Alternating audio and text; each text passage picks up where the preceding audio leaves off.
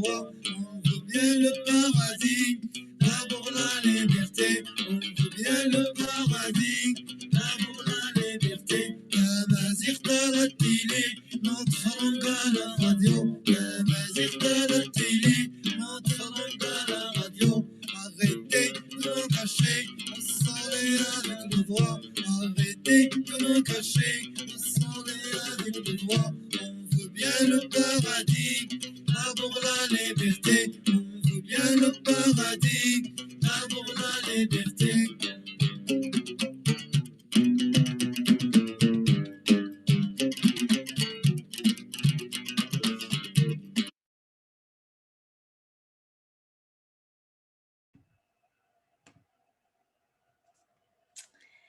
Good afternoon. My name's Suzanne Leal and I'm the author of 3 novels, The Deceptions, The Teacher's Secret and Border Street. And on behalf of Geelong Regional Library Corporation, I'd like to welcome you to the library's virtual author event with the international sensation, Deborah Rodriguez. The Geelong Regional Library Corporation acknowledges Wadawurrung and Eastern Maar original owners on the land on which our library services operate. We pay respects to Wadawurrung and Eastern Maar elders past, present and emerging. We acknowledge and celebrate First Nations people of this land as the custodians of learning, literacy, knowledge and story. And today I'm delighted to announce that we've got over 80 people joining us, which is absolutely fantastic. Before I introduce you to our guest, a little bit of housekeeping. This is a live webinar and you as the audience can participate in it by using the Q&A button and then typing your question and comment. And at the end of my discussion with Deborah, you'll be able to have your questions answered. Just to do a little bit of a test, you might need to touch your screen to see the Q&A and the chat functions if you're using an iPad or an iPhone. So focus on just the Q&A function. We won't be using the chat function today. But now it's time to get started. Deborah Rodriguez trained to be a singer, had a rethink, became a hairdresser, and is now the internationally best-selling author of 2 memoirs and 5 novels. Deborah is American, but spent several years living in Afghanistan and now lives in Mexico, where she runs a beauty salon called Tippy Toe Salon. Welcome to you, Deb. Oh, thank you. I'm so happy to be here. And wow, 80 people. I'm thrilled. This is wonderful. You've got a lot of admirers here. In fact, I've been speaking to people just sort of in the days before the interview, and you're very well known and much loved in Australia. So it's a delight for us to be able to have you here when you can't be here. I know. I was hoping to be with you guys in person for this book, but with obviously all the virus stuff, I'm just happy to be here with you now, versus. Go ahead. Virus stuff. You are American, but you've spent many years, including this last COVID year, in Mexico. Just for all the audience out there, whereabouts in Mexico are you? Can you situate that for us? I am in Mazatlan, Mexico, and if you're familiar with the Mexican map, the Baja, where it comes down like the tail off from California. I'm directly across from Cabo San Lucas, actually. A lot of people know that better than they know Mazatlan. So it's a beautiful colonial city on the sea. Excellent. And how long have you actually been there? I've been here about 12 years now. So your Spanish must be good. Do you converse mostly in Spanish here? Oh, you know what? I really wish my Spanish was good.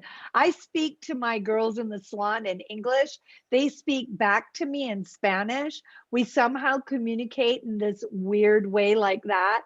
My grandkids, I was told when they were born that I could only speak English to them.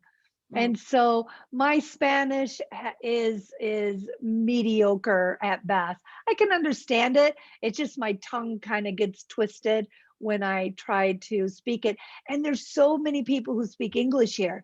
And there's so many foreigners here, right? So you can go all day and not have to use any Spanish, which is not good for learning the language. I was watching your social media and I was fascinated to see a picture of your grandson reading one of your books, your first memoir, Oh, not I in know, I English, but know. in Spanish. Tell me about that. Well, Derek is 13 years old, and I would say the Kabul Beauty School is probably rated PG, right? And so I've been waiting for the moment that I would allow the children to read the book, because they're going to think, really, Nana? Seriously? And so yeah, he picked up the book. He saw it in my shelf. He says, "You have a book that's in Spanish?" I'm like, "Yeah." He goes, "Well, I'm going to read that." And I'm like, and I had to think a minute, like, is he old enough to read this? Because the first scene is about a virginity thing in Kabul. And so yeah, I was pretty excited. And so yeah, he's fluent. Both all my grandkids are fluent in Spanish and English. So he felt more comfortable reading in Spanish. Does that really bring it home just how published you are when your grandson picks off the shelf not the English copy of the book, but the Spanish copy? It really made me think, yes, well, there's an absolutely international audience, including your internationally competent grandson. Yeah, you know what? It feels, I think it feels pretty surreal, because I've been so removed from it. Uh, because I was in Afghanistan for so long that I didn't, really know what was going on, because I wasn't around. The only time I ever would see my book is if I happened to be flying someplace or going on a book tour. And then here, honestly, I didn't even know that the little coffee shop of Kabul was doing well in Australia. I had no idea. And my publisher said to me, "I'm really proud of the book. It's really doing well." I'm like, "Oh, good." I didn't know what that meant, right? Not a clue. What So I feel removed from everything that's happening sometimes. I want to take you back a bit. You started off saying, well, of course, I was in Afghanistan for some years. That's an unusual comment for an American who's not in the armed forces to be able to say. Let's wind back a little bit. How did you first come to be in Afghanistan? Well, I'd joined this disaster relief team. I trained with this team, and the team introduced me for the first time. It was like August 2001.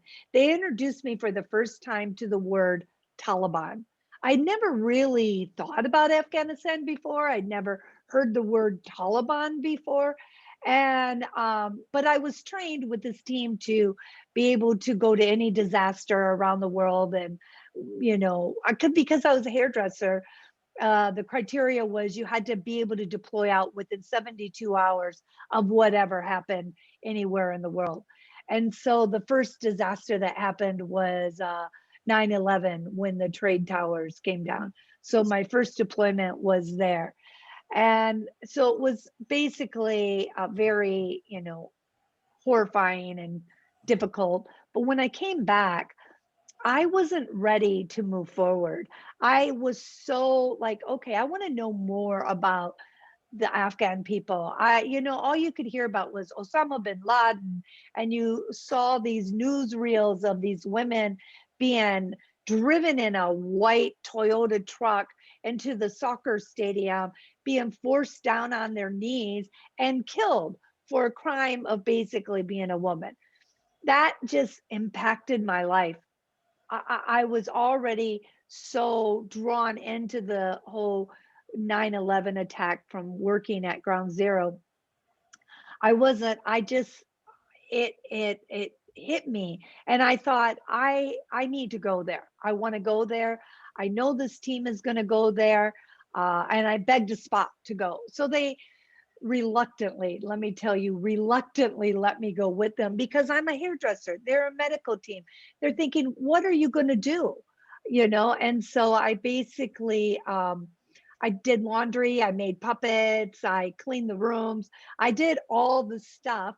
And then I all of a sudden was introduced to a group of expats were gathered together, and they were our team was medical. So they were introducing people like, here we have this team that's medical, right? And so they're introducing everybody on the team so that if any of the foreigners, and this is 2002, if any of the foreigners that had been working there could get medical, good dental, whatever. And then they said, oh, and this is Debbie Rodriguez. She's a hairdresser. And like the room went crazy. It's like I'm sitting there feeling pretty kind of embarrassed because I didn't have all the acronyms behind my name, right? I just was Debbie the hairdresser.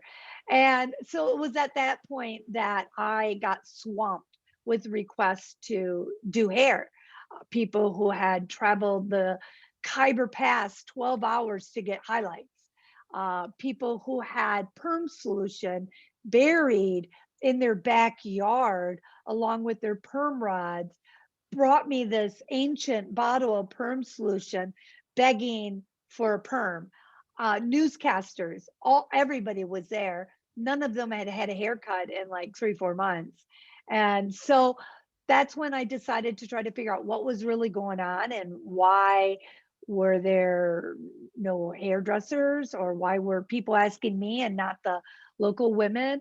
And that's when I found out that, it became illegal. They had, had to go underground if they were going to do hair. They had to break their mirrors. They had to bury their scissors, all this sort of stuff. So at that point, when I was in the salon and I found one salon and I saw them doing perms with sticks, and they did sticks and rubber bands, little teeny sticks. And if you know anything about doing a perm, a little teeny stick in hair gives you big fuzzy hair. And so they put the solution on, and the next thing I know, she put her burqa on and she left. And I'm thinking, shouldn't you be checking that in like 10 minutes? Where's she going? She's going home. I'm like, what do you mean she's going home? She can't go home. You just put perm solution on her hair. I'm thinking her hair is going to fall on the floor, right? And sure enough, they says, no, that's the way we do it because we don't have water. And so they go home and they said, they just let the hair dry. And in the morning they come back and bring the perm rods back. So honestly, I think that's when I saw my first disaster. It's like, I'm thinking, as a hairdresser, I was horrified. It's like, okay, what can I do? Like I was useless on this medical team. But when I was in the beauty shop, I'm thinking, okay, now I can do something. And so I'm thinking, what can I do? And so I thought, okay, you know what? I'm gonna bring product. And when I went back to my team and told them what I experienced, they said, you know what? Why would you do that? Because they're going to run out of that. Why don't you teach them? Because their skill, a lot of it's been lost because these women have been forced inside their home for the last 8 years. They've had civil war for umpteen years. Why don't you bring that skill to them? Because that they can never take from them. And so, yeah, that's when I you know what, I don't know what I was thinking. It seems so easy, and it wasn't, but I did. I was really, yeah. So I did a beauty school and helped co-found it and taught hair. I think that's what I've noticed most interestingly, and we're going to turn to the Moroccan Daughter, which is your most recent book. But before we do that, what I find fascinating in your memoirs is how you make it sound all very easy. All these disasters have happen, all these difficult things take place, and yet it passes along with some humor, often with some wry humor, and you move on. So what I'm going to take you to is one of those incidents where you seem to just run with it. And I'm talking about when you left Kabul in 2007. It wasn't the exit strategy you might have imagined. Is that correct? No, it wasn't. It was actually pretty traumatic. I had come back from my book tour and I had my son with me. And when we came back, it was really weird. So I'm sure by watching some TV shows, you've heard of the word chatter. Like I've heard chatter when you watch these war movies or whatever. I had gotten contacted and they said, we've heard chatter. I'm like, what do you mean you've heard chatter? What are you going to hear? Like, we're a salon. What kind of chatter could you possibly hear? They said that your son's in danger, that there's a plot to kidnap your son. I'm like, that's impossible. Like I said, what do I do with this information? And they said, well, you might want to move on this quickly. And I didn't know what quickly meant. They says, okay, well, we'll tell you, you have 10 minutes. You can get your stuff and I'll meet you. We've got an arranged place for you. You get your bags, you get your son, and you get out. You have 10 minutes. We'll meet you there. We'll bring you to a safe house.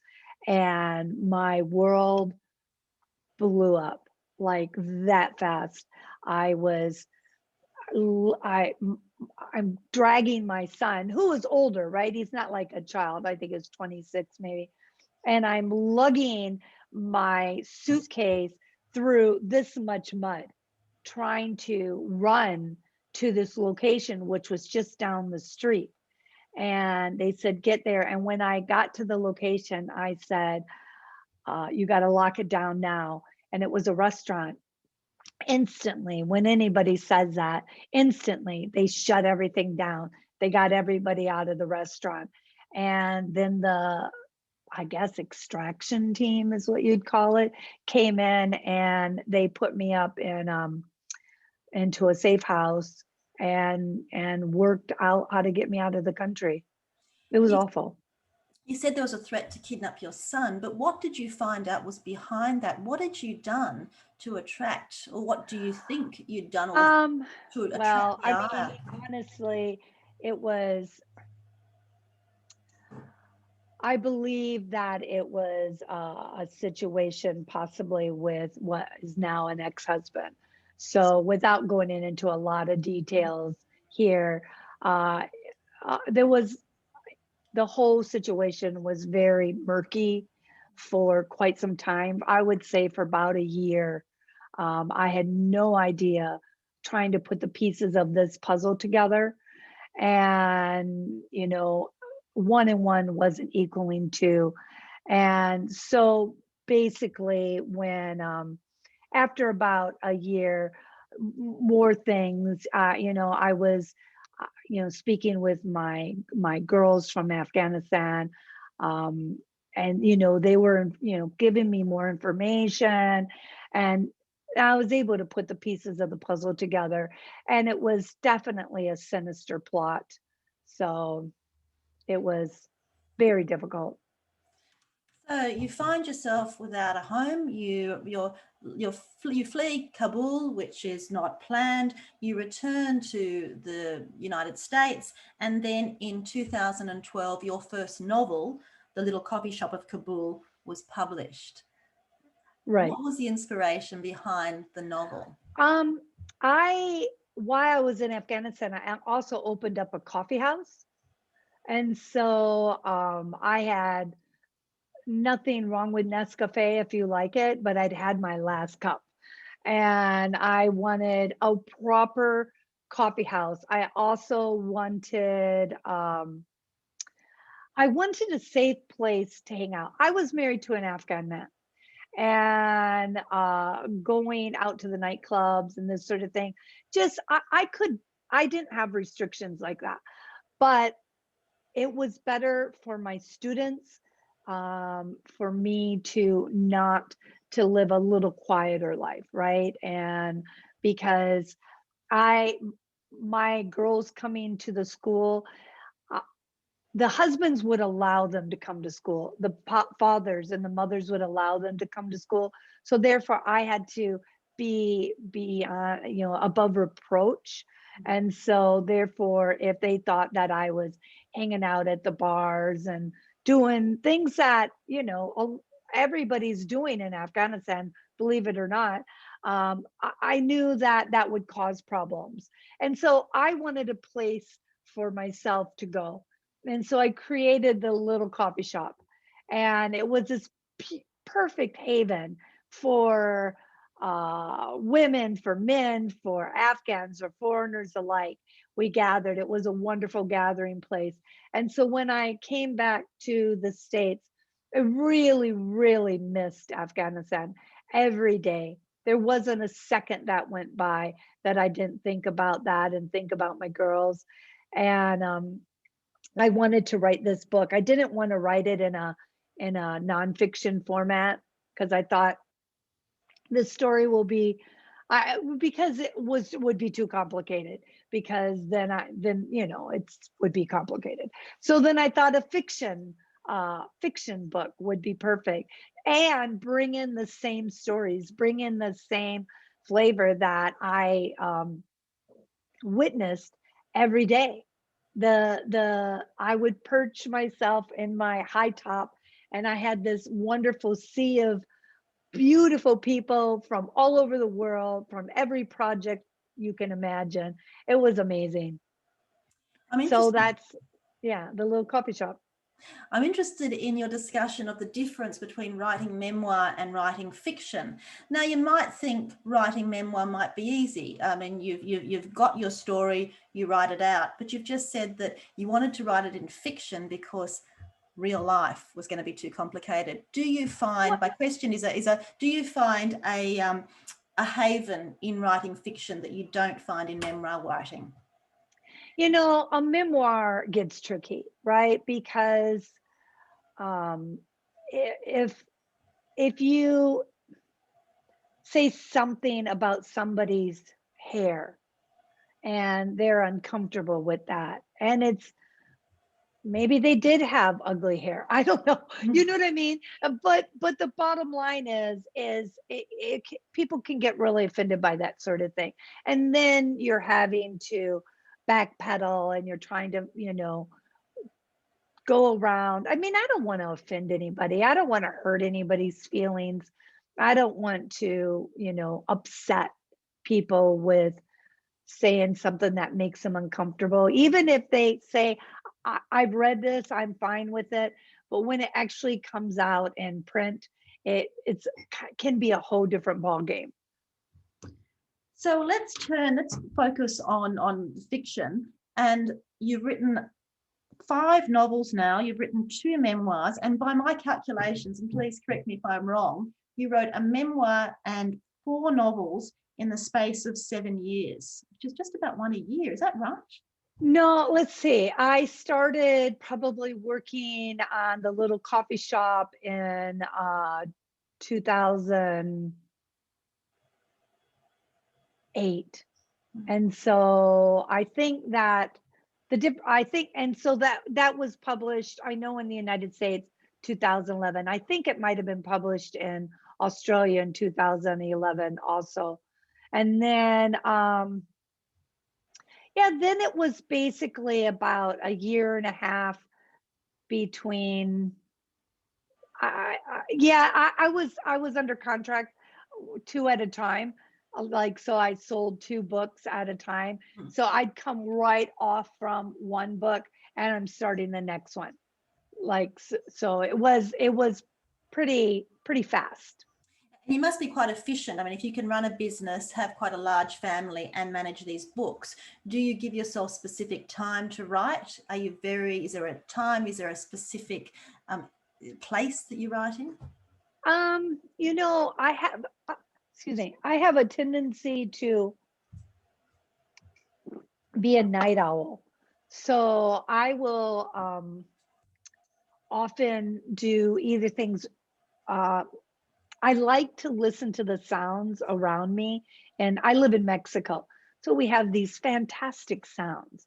And so often, because where the area that I'm writing about has these also fantastic sounds. So often I go up on my roof, on my patio, and just bring my computer out there, and I can hear the sounds of the vendors. I can watch the fireworks. We have fireworks like every night here. And I can hear, the dogs barking, the roosters crowing. I can hear the neighbors, listening to the Mexican channels on the radio. I hear neighbors singing. So it's really, I find it really appealing to be able to kind of have this sound around me, but yet I can block it out and it's just kind of there and I can work. I love to work at night. We're going to leave Mexico now and we're going to move to Morocco. I'm just going to set up the scene for your latest book, which is The Moroccan Daughter.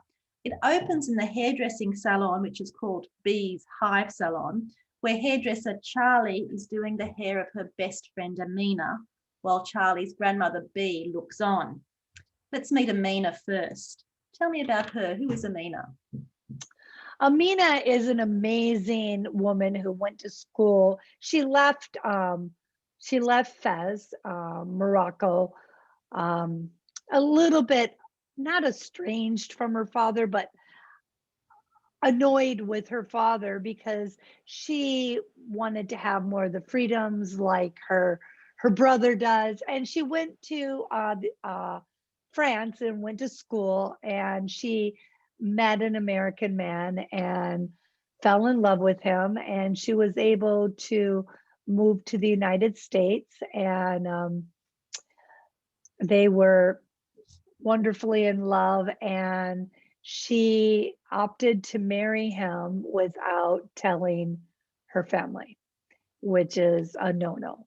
And so now Amina has traveled back to Morocco, and she has her posse, Bee and Charlie, with her for backup, for support, to basically tell her father that she's married to Max, and none of this goes as planned, and because she's there for her sister's wedding. One thing that I wanted to ask you about Amina was one of her background. So she's brought up in Morocco, Moroccan parents, but she's not brought up in a usual house. She's brought up in prison grounds. Where did that she was raised on her father. Amina's father is a director of prisons, and so she was raised on the grounds of these very prisons that they lived in. And so often she would be in the house and she could see the prison, off, down. It was in her backyard basically. And so the inspiration of that came from a young woman who her father was a director of a prison, and she also lived on the grounds of a prison. And when she told me that story, I could spin the tale, right? I could make it. My head just wanted to run with that. Like I kept thinking of all these things that she could be seeing, and all these things she could be hearing. So it was a real good inspiration to meet this young woman. Amina's best friend is Charlie. Charlie's American, and she's not new to your readers. We've met Charlie before, haven't we? When did we first meet Charlie? Charlie and Bee were in Island on the Edge of the World, which takes place in Haiti. And so we first get to meet Charlie and Bee there. And I love the two characters. I especially love Bee, and I thought it would be really fun to bring her to Morocco. Let's stay with Bee. Paint me a picture of her. How old is she? Tell me what Bee she looks like. is in her 70s. She's 76ish, I think, and she is in her bright colors. She's got the turban in her hair, the clunky jewelry, the big colorful glasses. She's quirky in every way. She's got lots of jewelry on her wrist, and she is bohemian. She's definitely bohemian, and she's very forthcoming. She's outspoken. I love having older characters in my book because they can say things that others can't. And the fact that she is a medium. She talks to dead people, she does tarot cards. She's this quirky grandma hairdresser. Like I want to be B. Like I aspire to be B. That's my goal in life. I just need to figure out how to wrap the turbans, read tarot cards, and talk to dead people. And also how to navigate a world without being able to see, or practically not being able to see. So what's interesting about B in Moroccan Daughter is she comes with Charlie to Morocco, which is quite an adventure for an American woman, particularly of her age, and she's almost blind. Now, was that a challenge for you to try and write a blind or a near blind character? Well, I tell you, it was really interesting because when I first, this wasn't my first time into Fez, but this was the first time in Fez thinking about it from a blind person's perspective. And when I walked under the blue gates and walked into the Medina, I thought I had made the biggest mistake I could possibly make. There was no way in a million years that B would be able to navigate the Medina. There's no way. There was donkey poop. There was donkeys running you over. There is vendors. There's uneven steps. It was a landmine of something that she was going to trip over, run into, or I mean, it's chaos. It's beautiful chaos, but it is difficult. I was tripping. I mean, it was tough, and I really thought I was going to regret my decision to bring B to Morocco. And my girlfriend was traveling with me, and she had just the person that I always do research with.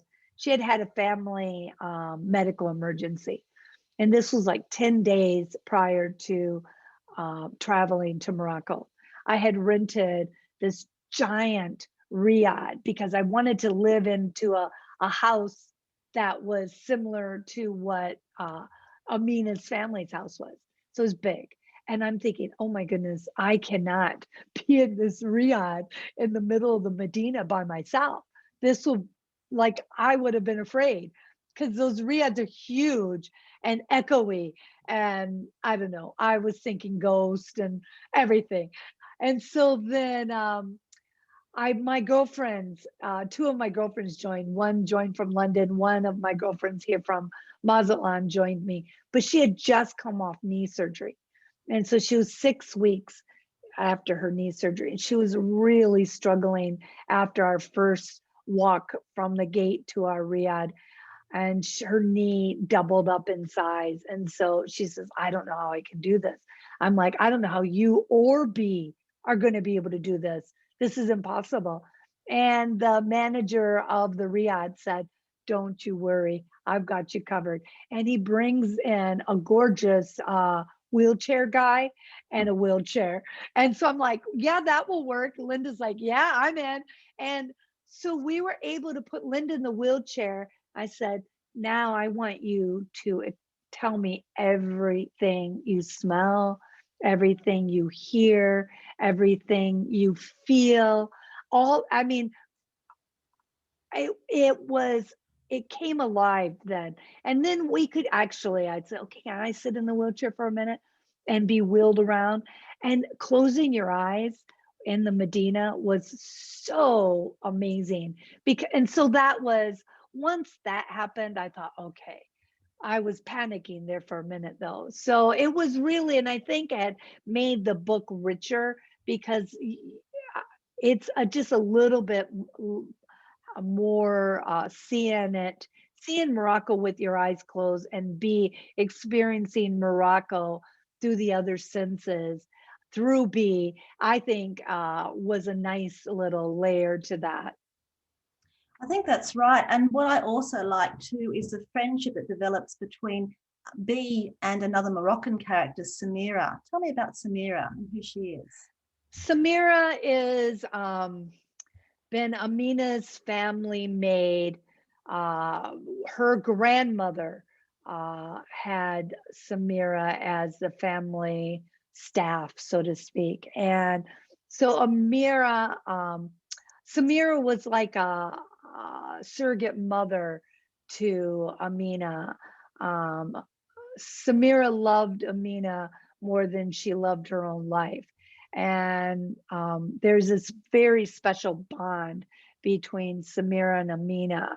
And Samira's from the mountains, and she basically ran away from the town of Imishil because it was the marriage festival time, and she was of marriage age and was going to kind of be forced into a marriage. And she fled as a young girl to Fez, and was found on the street, afraid, scared, alone by Amina's grandmother.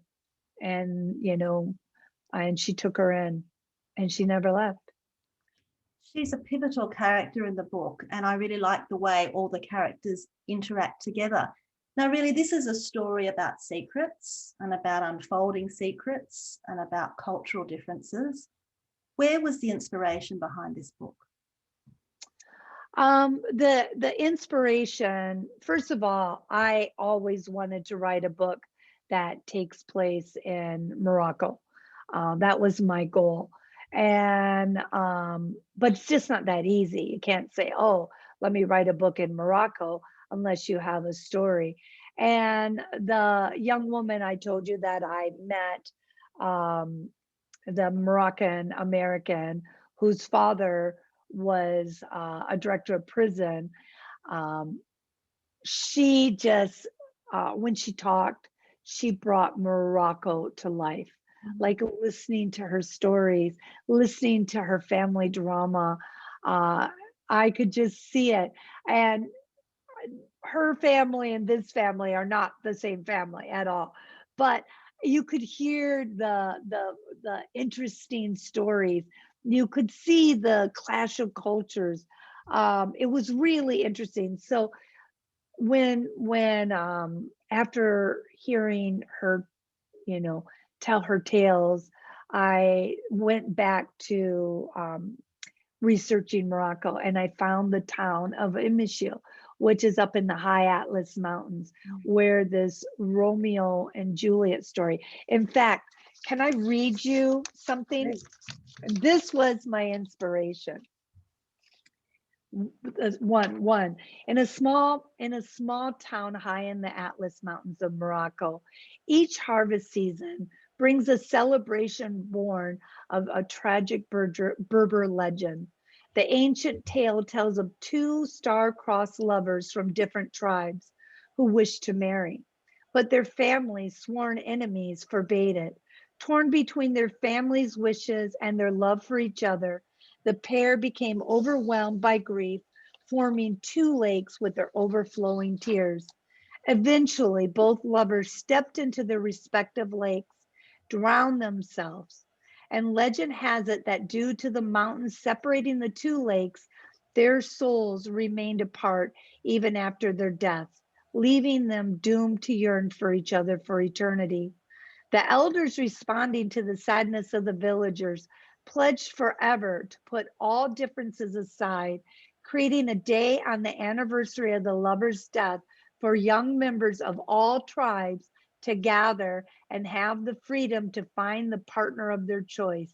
The Imishil Marriage Festival carries on to this day as a symbol of love, peace, and understanding.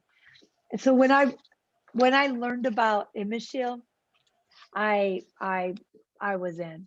I thought this is perfect. Love, forbidden love. I loved it. I love the Romeo and Juliet story. And so was the idea to explore marriage in a country where marriages were often arranged and marriages are not often free choice. Was that part of the interest for you? I find that the cultures arranged or non-arranged. I find that I love these cultures. I write often with Islamic characters because I respect their culture and I respect their choices and the religion. And I find that it's interesting to have a character that, when you're teetering between, the modern of wanting to find love and your family wanting to arrange a marriage for you, you respect your family, right? Like that's the way it's been done.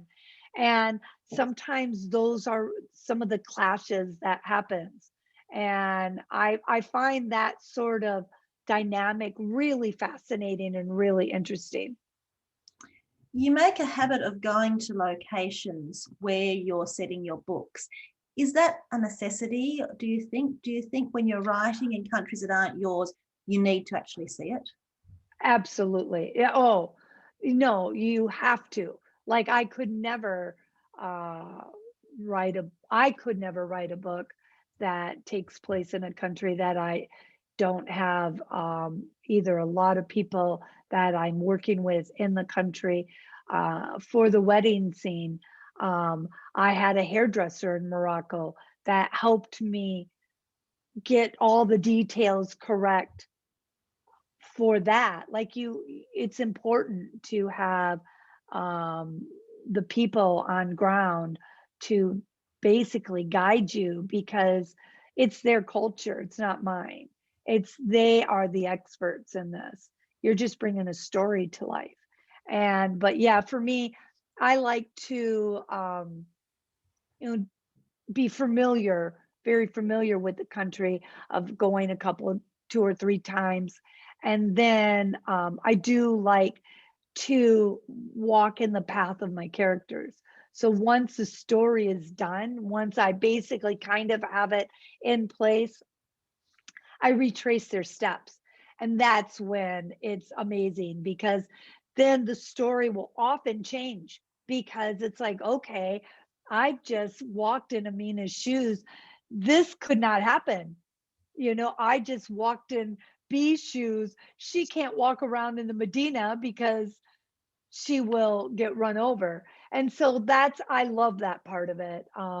I think that it brings just a whole different layer to the book, where you think you've got a really good book and then you go and you live that book. I could bring anybody on this story, right? I could say, okay, you want to walk in the footsteps of Amina, Charlie, and B, here we go. And because it's so much fun, it's so interesting to see what they see. And you really don't know um, the birds that are flying over you, what the sound that they're hearing when they're in the courtyard, these little teeny things um, that you would not know from random research. Do you ever hesitate about writing characters from other cultures? And the second question is, given that you do, how do you make sure you've got it right? What's really important nowadays, and I think always, is sensitivity readers. And that has been, I I have a lot of readers um, from the different tribes in Morocco, from the Atlas Mountains, females, males, hairdressers. I have people reading it to say, this didn't ring true to me, or that's not something that would happen. I think that in my head what could happen and what would really happen in real life for a Moroccan, it's a whole different ball game. And so I think it's really, really important that you bring the whatever country you're working with, bring the people in to work with you. The young woman who I first talked about, she stayed on as a consultant, Moroccan American. She stayed on as a consultant through the entire book, which was critical. And so basically, I think that's the only way I can. Without doing it that way, it's not possible.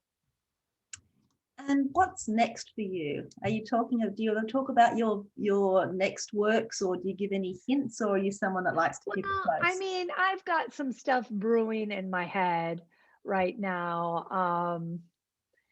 I mean, this is just me talking. I would love to do a book that takes place in Colombia.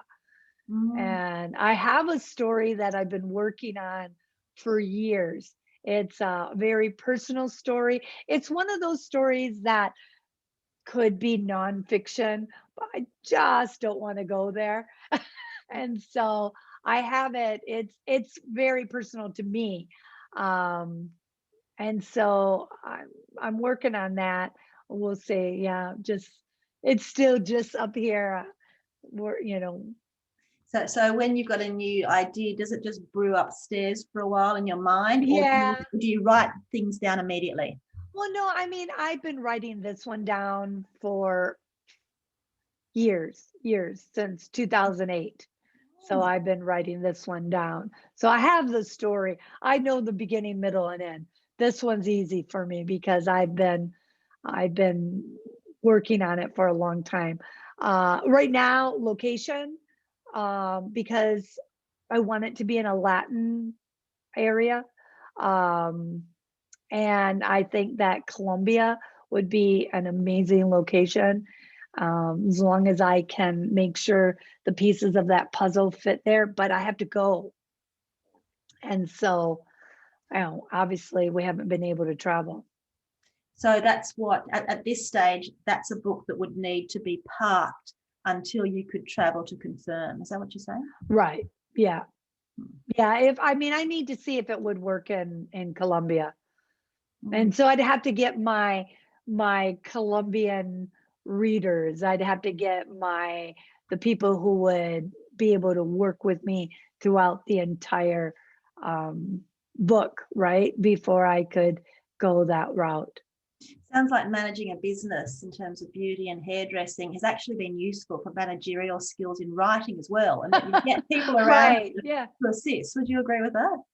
Yeah, yeah. No, it is. I think that if you ever read my acknowledgments, you see they're very large and they're very detailed because it takes a village to write a book.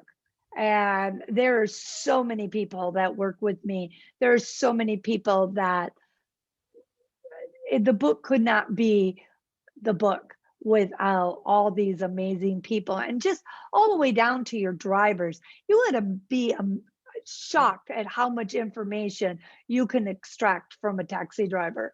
I mean, they have the best information. And just as an aside to the audience out there, the Zanzibar wife. Now, there's a story full of taxi drivers and Yeah. and what can and can't happen. Look, I'm mindful of the time. We've got about 10 minutes, and questions are starting to come in. I've still got thousands of my own, but I'm going to turn to Dina's question. And her question is, what for you are other advantages in writing memoir over fiction? Or sorry, in writing memoir as fiction?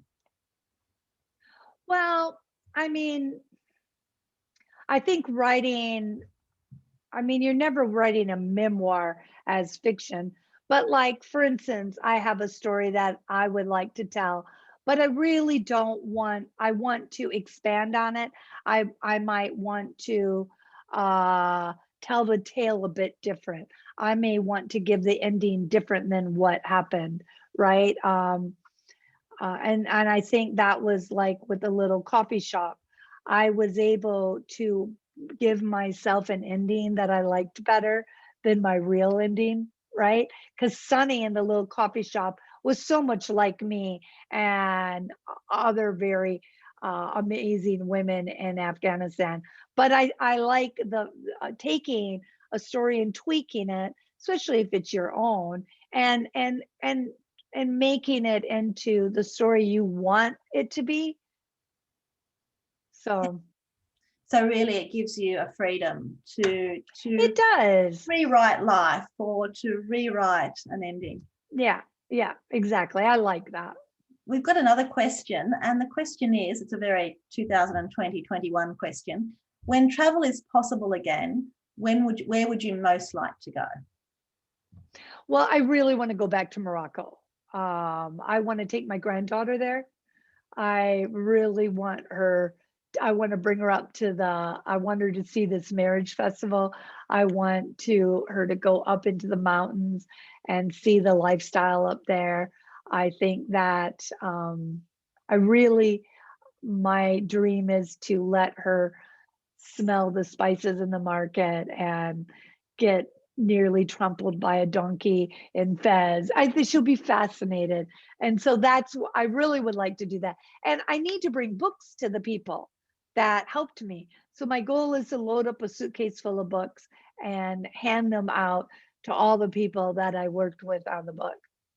Let's hope you'll be able to do that sooner than we think. Yeah. What I'd like to ask you is a bit about being a hairdresser. Now, do you think to be a good hairdresser, you really have to have a knack of getting people to talk to you? Oh yeah, absolutely. I mean, I believe that I am licensed to hear secrets because that's what it is all about. Yeah. I mean, you got somebody that comes into your chair and they are saying, well, I really don't want too much off. And I think I want this. And they're showing you a picture of like a superstar, right? A supermodel. And you're thinking, okay, I don't know if this is probably exactly what we should be doing. So you have to be a mind reader, right? You have to be a mind reader, and you have to know who they are within that little consult, right? You have to know who they are, like how much time they're going to spend on their hair, what's their lifestyle. You have to know everything really about them so that you can give them what they really want, what they, if they don't want to sit with rollers in their hair all day long to look like the supermodel, that might not be the look for them. So I think because I've been doing it forever, like since I was 15, I think it's just natural. I can get that information in about 2 minutes flat. So you get people to open up, and then you're a negotiator by the sounds of it. You negotiate what's going to work and how you tone down or at least narrow the expectations. Right. Much like a writer in a way, I wonder. A writer who sort of has a story, then has to narrow it down to meet the genre or the expectations or the work. It's true. And the thing is hairdressers are storytellers, because you can be a hairdresser. You can be a hairdresser that tells stories or a hairdresser that doesn't tell stories. You're going to keep you're going to keep your clientele if you can give them a good haircut and a good story. There you go. So all the hairdressers or would-be hairdressers out there, they're the tips from the expert. Another question from Kat. What do you do in your downtime? You know what I did this last during the whole quarantine time, I made a quilt, which was, I learned how to sew like I'd never sewn. So I did that, but I spent time with my grandkids. That's like probably they're the loves of my life. And so we do stuff, we sit and we put on plays, we do musicals, we do performance art all the time. So yeah, so I sew and I like to bake. I'm terrible. I'm not that great of a sewer and I'm not that great of a baker, but I definitely like to try. Excellent. We've got one last question. Or we may be able to squeeze an extra one in if someone's got a desperate question. They've been too shy to pop down in the Q&A. Now's your chance. But the question from Wayne is this.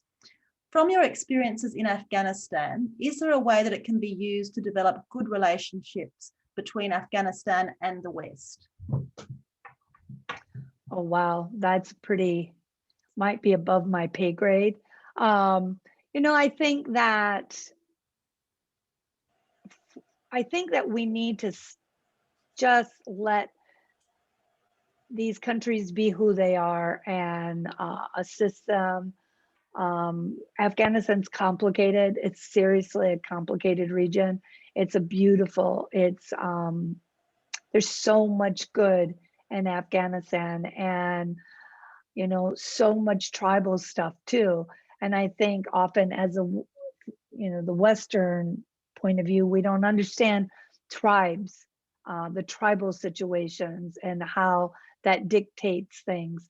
Now, I saw even just in my school, I had girls from every tribe in my school, and it was tricky because this girl didn't trust this girl because they weren't from the same tribe.